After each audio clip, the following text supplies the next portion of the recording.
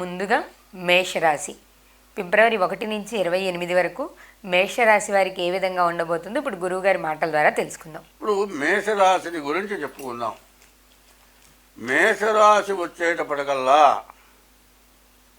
ఒక్క రాహువు తప్పితే అన్ని గ్రహాలు బాగున్నాయి. ప్రతి గ్రహం కూడా బాగుంది. అయితే ఇందాక నేను చెప్పాను, బాగుంది కదా అనేది నమ్మొద్దు. ఎందుకంటే ఇది రాశి. రాశి ఎంత ఎట్లా వస్తుందో తెలుసుకోవాలి. అశ్వని 4 పాదాలు, భరణి 4 పాదాలు, కృత్తిక 1 పాదం. ఈ 9 పాదాలు కలిసి మేషరాశి. అశ్వని 4 పాదాలు, 1, 2, 3, 4 పాదాలు. భరణి 1, 2, 3, 4 పాదాలు 8, కృత్తిక 1 పాదం 9. అంటే 2 నక్షత్రాల తర్వాత 1 పాదం, 9 పాదాలు కలిసి ఒక రాశి అవుతుంది. అశ్వని, భరణి, కృత్తిక మొదటి పాదంతో సహా కలిపి మేషరాశి అయింది. ఈ అక్షరాలకు వచ్చినటువంటి పేర్ల ద్వారానే నేను చెబుతోంది. మీ పేరు మీ తాత పేరు పెట్టారు. అశ్విని నక్షత్రానికి సంబంధం లేదు, భరణికి లేదు, కృత్తిక లేదు. ఇది నా రాశి అనుకోండి. అంటే నా రాశి, ఇది నా జాతకం చెప్పమని ఫోన్ చేస్తున్నాడు. ఎందుకంటే నీ రాశి నువ్వు పుట్టిన తారీఖు ద్వారా ఆ రోజున ఉన్న జన్మ నక్షత్రాన్ని బట్టి నీ రాశి వస్తుంది. అది లేకుండా జాతకం చెప్పాలి అంటే కరెక్ట్గా నీవు పుట్టిన జన్మ నక్షత్రం ద్వారా నీ పేరు పెట్టుంటేనే అది నీ రాశి అవుతుంది, నీ రాశి ఫలితం అవుతుంది. అది ప్రతి రాశికి అదే విధం. ఇప్పుడు అశ్వని, భరణి, కృత్తిక మొదటి పాదం వరకు ఉన్న రాశి మేషరాశి. ఈ మేషరాశికి 9 గ్రహాల్లో 8 గ్రహాలు పూర్తిగా బాగున్నాయి. వాళ్ళకి ఎటువంటి సమస్య లేదు. వ్యాపారం బాగుంటుంది. ఉద్యోగం తర్వాత వివాహం కావాలి, వివాహం తర్వాత పిల్లలు కావాలి, వీటన్నిటి తర్వాత ఇల్లు కావాలి. ఇది కాకుండా బంగారం, ఆభరణాలు కావాలి. ఈ రకం అన్నీ అవుతాయి. ఇప్పుడు ఈ రాశి వాళ్ళకి అన్ని కావడానికి అవకాశం ఉంది. కానీ మరి కరెక్ట్గా రాశి జన్మ నక్షత్రాన్ని బట్టే చెబుతున్నాను. ఈ రాశి బాగుంది కదా అంటే ఈ రాశి ఎంతవరకు వర్తిస్తుంది? 100 భాగాల్లో 25 వంతులే రాశి ఫలితం. జన్మ లగ్నం వస్తుంది. ఇది గోచారం. పుట్టిన జన్మలగ్నాన్ని బట్టి వచ్చేది గ్రహచారం. గోచారం, గ్రహచారం 2 కలవాలి. గోచారం 25 వంతులు, గ్రహచారం 75 వంతులు బట్టి వస్తుంది. కాబట్టి గోచారం చాలా బాగుంది. మరి ఏదైనా వర్తించవచ్చు. అయితే ఇంకోటి కూడా చెబుతున్నా, జన్మ నక్షత్రం కాకపోయినా కొన్ని పేర్లు ఆ రాసులకు సంబంధించిన పేర్లు వస్తాయి.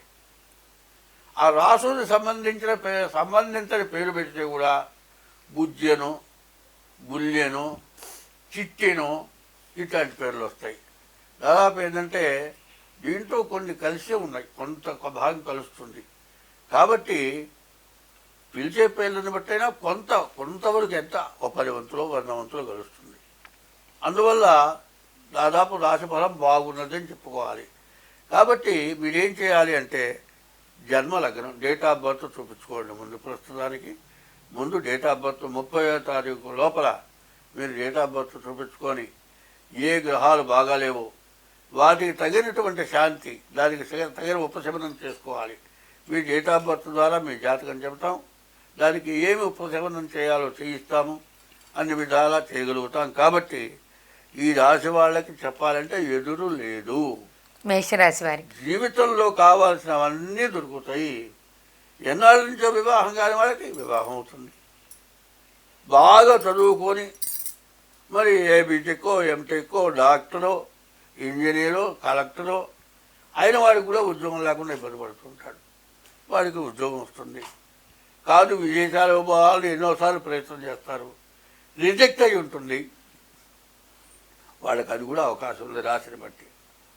మరి వివాహం అయిన తర్వాత భార్యాభర్తలకి ఇద్దరికి కూడా సరిగా కలవక ఏదో జాతకం వచ్చినప్పుడు జాతకాల్లో తేడా ఉండి ఇబ్బంది పడుతూ ఉంటే కూడా జీవించడానికి తగినటువంటి ఉపశమనం శాంతులు కూడా ఉంటాయి. కాబట్టి మంచి అన్నంలోకి మంచి కూర కావాలి. కాబట్టి ఇట్లాంటి టైంలో మీరు ముందుగా జాతకం చూపించుకోండి.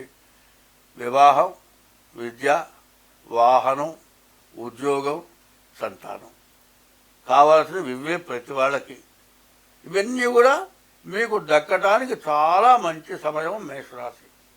ఈ రాశి వాళ్ళు బాగా ఆలోచించుకొని అంతా బాగా ఉంది కదా అని అనుకోకుండా, ఏమి లేదండి పోతున్నాము బొట్టలు వెళ్ళి దెబ్బ తగిలింది, ఆ గోరు మాత్రం సాయంత్రం లేచింది, దాన్ని ఒత్తి పెట్టా అట్లా అతుక్కొని ఉంది, ఆ కాస్త అతికిందిలని తిరగటం మొదలుపెట్టావనుకో చివరికి ఏమవుతుంది, ఆ మట్టి కొట్టుకుంటుంది, అది సెప్టిక్ అవుతుంది.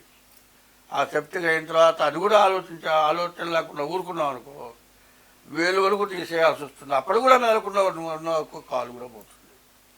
అంత దూరం లేకుండా ఉండాలి అంటే, అట్లాంటి సమస్యలు పెరగకుండా ఉండాలి అంటే ముందు ప్రత్యేకించి చెబుతోంది ఇప్పుడు మీ జాతకాలు చూసుకోండి. వచ్చే రాబోయే సంవత్సరం రేపు రాబోయే 30వ తారీఖు తర్వాత రాహు కూడా జూన్ జూలై నెలల్లో మరి మీనంలో ఉన్న రాహు కుంభంలోకి వస్తున్నాడు. ఇప్పటిదాకా శని ఉన్న వాళ్ళకి రాహు వస్తున్నాడు. వీళ్ళ పరిస్థితులు ఎట్లా ఉన్నాయి ఇవన్నీ కూడా జాగ్రత్తగా చూసుకోవడం చాలా అవసరం. కాబట్టి మరి అందరూ కూడా జాగ్రత్తగా ఉండాలి, అందరూ బాగుండాలని చెబుతూ జరుగుతోంది. స్వస్తి.